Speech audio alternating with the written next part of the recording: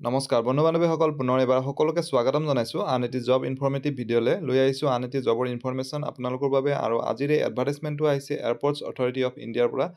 য'ত তেওঁলোকে কেইটামান পদৰ বাবে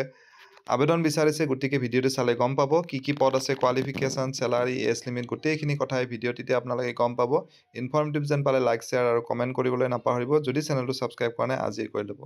এতিয়া আজিৰ পোষ্ট কেইটা চাইছোঁ প্ৰথমটো পোষ্ট হৈছে জুনিয়ৰ এক্সিকিউটিভ ফায়াৰ ছাৰ্ভিচ দ্বিতীয়টি হৈছে জুনিয়ৰ এক্সিকিউটিভ হিউমেন ৰিচোৰ্চ আৰু তৃতীয়টো হৈছে junior executive official language fire ছাৰ্ভিচৰ 13টা হিউমেন ৰিচোৰ্চৰ 66টা আৰু অফিচিয়েল লেংগুৱেজৰ 4টা টোটেল 83টা পদৰ বাবে তেওঁলোকে আবেদন বিচাৰিছে আৰু ইয়াত যিটো কোৱালিফিকেশ্যন বিচাৰিছে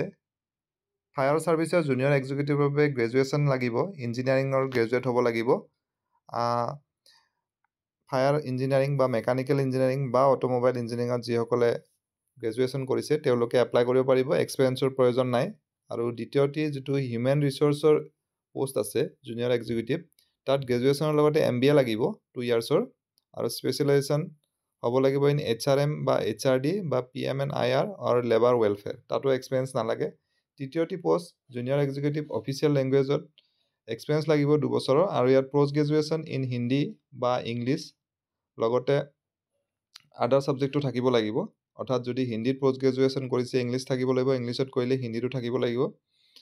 আৰু বয়সৰ সীমা মেক্সিমাম 27লৈকে এপ্লাই কৰিব পাৰিব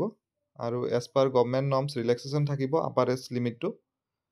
আৰু ইম্পৰ্টেণ্ট ডেটছৰ ভিতৰত অনলাইন যোগে আবেদন অহা 17 তাৰিখৰ পৰা ষ্টাৰ্ট হ'ব আৰু লাষ্ট ডেট হ'ব 18 মাৰ্চ আৰু ডেটটো এতিয়া মেনশ্যন কৰা নাই তেওঁলোকে কেতিয়া এক্সাম হ'ব দৰমহা ইয়াত বেচিক পে 40,000ৰ পৰা ষ্টাৰ্ট হ'ব আপ টু 1,40,000 আৰু পাৰ এনাম এইটো ইয়াতে এটা দিছে 13 লাখ অৰ্থাৎ মোৰ দেন 1 লাখ পাৰ মান্থ যিসকলে কোৱালিফাই কৰিব তেওঁলোকে লাভ কৰিব অনলাইন যোগে আবেদন কৰিব লাগিব যিটো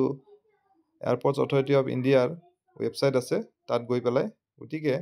আশা কৰিছোঁ এই ভিডিঅ'টিৰ জৰিয়তে আপোনালোকৰ মাজৰ এজন হ'লেও কেণ্ডিডেট উপকৃত হ'ব পুনৰ এনেদৰে এটা নতুন ভিডিঅ'ত লগ পাম ধন্যবাদ